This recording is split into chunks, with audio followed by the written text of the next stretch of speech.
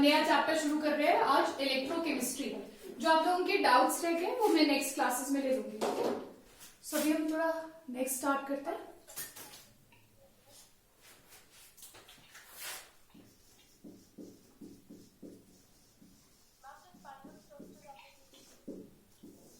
हाँ जी,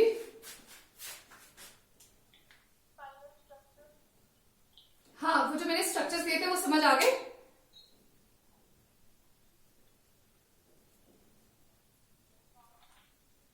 वो जो स्ट्रक्चर्स है ना, वो जो स्ट्रक्चर्स है उसमें सिर्फ क्या देखना है, कीटाइंस की पोजीशन क्या है, एनाइंस की पोजीशन क्या है, and then the simple formula per unit cell.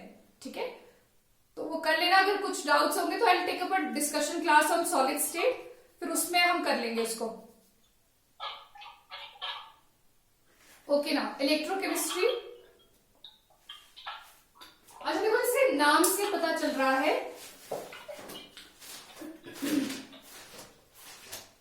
ठीक है, जैसे अभी नाम से पता चल रहा है इलेक्ट्रोकेमिस्ट्री क्या है। It's a branch of chemistry which deals with interconversions. Interconversions किसका? Electrical energy to chemical energy and chemical energy to electrical energy. So it is a branch of chemistry which deals with the interconversion of electrical energy to chemical energy। ठीक है, या फिर chemical energy को कैसे electrical energy में convert करते हैं।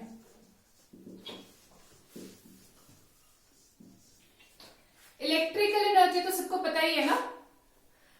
अभी हम पढ़ेंगे केमिकल एनर्जी का मतलब है जब केमिकल रिएक्शन हो रहा है वहां से जो हीट प्रोड्यूस हो रही है। तो वो जो एनर्जी प्रोड्यूस हो रही है फ्रॉम केमिकल रिएक्शन, उसको हम कन्वर्ट करें इलेक्ट्रिकल एनर्जी में, और इलेक्ट्रिकल एनर्जी को हम कन्वर्ट कर रहे हैं केमिकल एनर्जी में। तो ये जो इंटरकन्वर्जंस है, ये सारे इंटरकन्वर्जंस हम स्टडी करेंगे इलेक्ट्रोकेमिस्ट्री के अंडर। ठीक है, अब ये जो इंटरकन्वर्जंस होते हैं इनके लिए कुछ डिवाइसेस या सेल्स यूज किए जाते हैं। ठीक है, अब ये जो डिवाइसेस या सेल्स हम यूज करते हैं इन कन्वर्जंस के लिए, वो कुछ फैक्टर्स के ऊपर डिपेंड करेंगे। तो what are those factor? One of the factor is कि टाइप ऑफ रिएक्शन क्या है। जैसे हम लोगों ने +1 में पढ़ा है रिडॉक्स रिएक्शंस। तो रिडॉक्स रिएक्शंस दो तरह की होती है। ठीक है, रिडॉक्स रिएक्शंस कितनी तरह की होती है? दो तरह की, spontaneous and non spontaneous.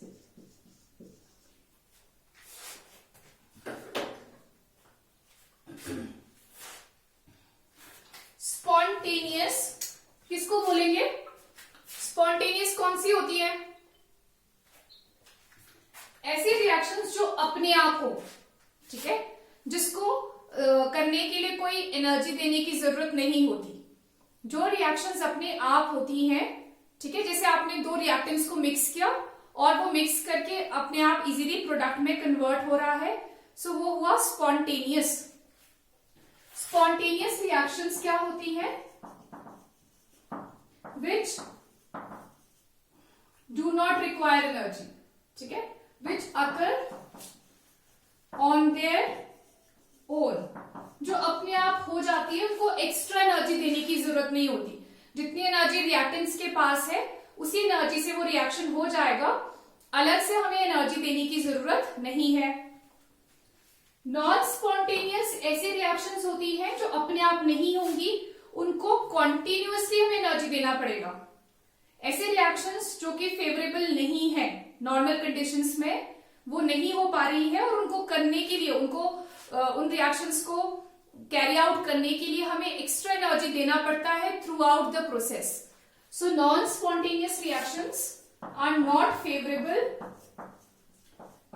Favourable at normal conditions, at ordinary conditions. ठीक है, एंड दे रिक्वायर, और इनको क्या चाहिए? Continuous source of energy.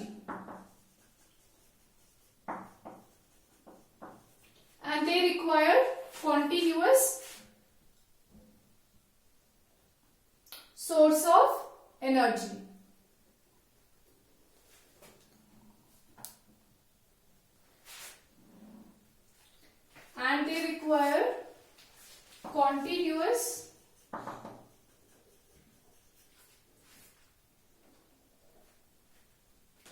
And they require continuous source of energy.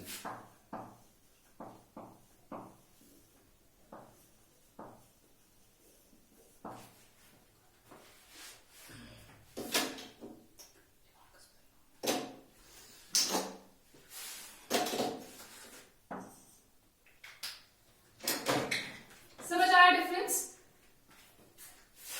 ये चीज समझ आ गई? Is this clear? देखो हमने क्या बात किया कि हमारे पास दो तरह की रिएक्शंस होती है। एक ऐसे रिएक्शंस कि आपने रिएक्टेंट्स को मिक्स किया और इमीडिएटली वो प्रोडक्ट्स में कन्वर्ट हो गए। ऐसे रिएक्शंस को बोलेंगे स्पॉन्टेनियस, जो अपने आप हो रही है, कोई एनर्जी एक्स्ट्रा देने की जरूरत नहीं है। दूसरी टाइप की है नॉन स्पॉन्टेनियस। वो ऐसी रिएक्शंस हैं जिनको थ्रू आउट, जैसे प्रोसेस चल रहा है तो through out the process energy continuously देना पड़ता है। अब जो कुछ डिवाइसेस होते हैं, सेल्स होते हैं, जिनमें ये प्रोसेसेस कैरी आउट करते हैं, तो जो नॉन स्पॉन्टेनियस रिडॉक्स रिएक्शंस होती हैं, क्योंकि इनको थ्रू आउट एनर्जी चाहिए, तो these are carried out in electrolytic cell.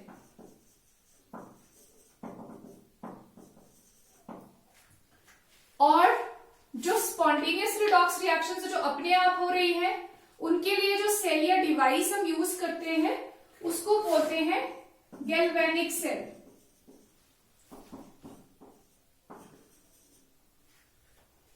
ठीक है, तो अब हम यहां पर इस पूरे चैप्टर में बेसिकली दो सेल्स को हम डिटेल में पढ़ेंगे, इलेक्ट्रोलिटिक सेल और गैल्वेनिक सेल। तो जैसे नाम से पता चल रहा है, I told you, galvanic cell में स्पॉन्टेनियस रिएक्शंस हो रही हैं। ठीक है, अभी हैव यू नोटेड? इतना नोट कर लिया? अब मैं नेक्स्ट आ रही हूं, टू टाइप्स ऑफ डिवाइसेस या सेल्स।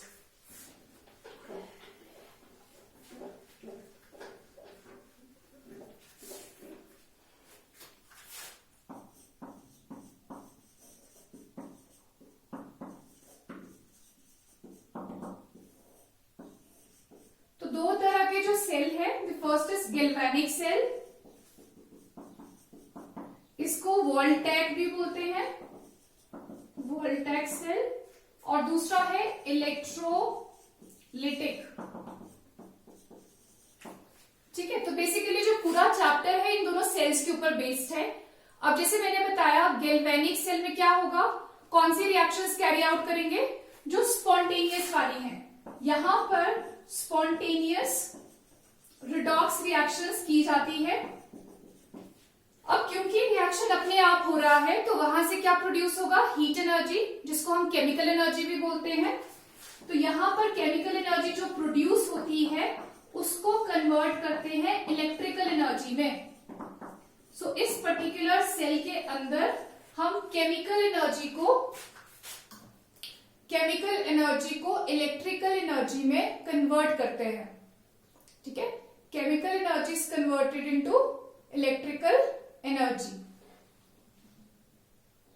फिर दूसरी तरफ इलेक्ट्रोलिटिक सेल, ये ऐसा डिवाइस होता है जिसके अंदर नॉन स्पॉन्टेनियस रिडॉक्स रिएक्शंस की जाती है। ठीक है, तो यहां कौन सी रिएक्शंस करेंगे, नॉन स्पॉन्टेनियस रिडॉक्स रिएक्शंस। अब ये जो नॉन स्पॉन्टेनियस रिएक्शंस है, क्योंकि ये अपने आप तो होंगी नहीं, इनको कॉन्टिन्यूसली एनर्जी देना पड़ेगा, तो यहां पर पहले हम एनर्जी देंगे in the form of electrical energy. We will provide energy from the battery source होगा, जिससे इलेक्ट्रिकल एनर्जी हम प्रोवाइड करेंगे, और उस इलेक्ट्रिकल एनर्जी की हेल्प से हम नॉन स्पॉन्टेनियस केमिकल रिएक्शंस को कैरी आउट करेंगे, तब जाकर केमिकल एनर्जी में वो कन्वर्ट होगा। So electrical energy is converted into chemical energy. ठीक है, इलेक्ट्रिकल एनर्जी किसमें कन्वर्ट हो रहा है, केमिकल एनर्जी में। तो हमने क्योंकि रिएक्शन को एनर्जी चाहिए था, वो एनर्जी हमने कैसे दिया, इलेक्ट्रिकल एनर्जी के फॉर्म में दिया, बैटरी सोर्स कनेक्ट कर दिया उसके साथ, फिर उसको एनर्जी मिला और एनर्जी मिलने से केमिकल रिएक्शन हुआ, सो chemical energy is produced. So this is the main difference.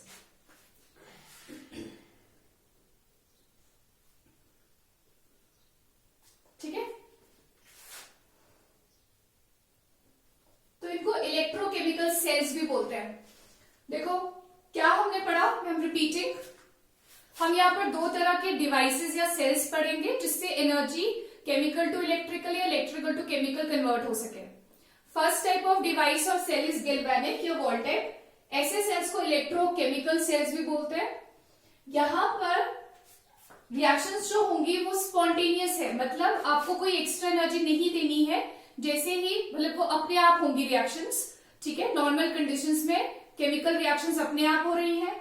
अब ये रिएक्शन क्योंकि अपने आप हो रही है, तो उस रिएक्शन से जो एनर्जी प्रोड्यूस हुआ, heat energy, that we call as chemical energy. So that chemical energy is converted into electrical energy, है ना, क्योंकि अपने आप रिएक्शन हो रहा है तो अपने आप केमिकल एनर्जी प्रोड्यूस होगी और उससे फिर हम इलेक्ट्रिकल एनर्जी प्रोड्यूस करेंगे। दूसरा टाइप का डिवाइस या सेल इज इलेक्ट्रोलिटिक। इसमें जो रिएक्शंस होती हैं वो नॉन स्पॉन्टेनियस, मतलब ऐसी रिएक्शंस जो अपने आप नहीं होंगी, जब आप उनको सफिशिएंट एनर्जी दोगे तब जाकर वो होंगी। तो यहाँ पर हमने उसको एनर्जी दिया, कैसे दिया एनर्जी, उसको किसी बैटरी सोर्स के साथ कनेक्ट कर लिया, तो that battery is a source of electrical energy. Electrical energy हमने दिया किसी प्रोसेस को, फिर जाकर वो केमिकल रिएक्शन हुआ, केमिकल रिएक्शन हुआ तो हीट एनर्जी प्रोड्यूस होगी। सो यहाँ पर जो कन्वर्जन हम बोलेंगे दैट इज इलेक्ट्रिकल एनर्जी की हेल्प से केमिकल एनर्जी प्रोड्यूस हुआ। So this is the main conversion. So अब हम इन दोनों सेल्स को डिटेल में पढ़ेंगे one by one. So the entire chapter, पूरा का पूरा चैप्टर इलेक्ट्रोकेमिस्ट्री का इन दो सेल्स पे ही बेस्ड है, इन दो एनर्जी कन्वर्जन पे ही पूरा चैप्टर ऑलमोस्ट बेस्ड है, और उससे रिलेटेड जो भी प्रॉपर्टीज हैं सॉल्यूशंस की वो हम पढ़ेंगे।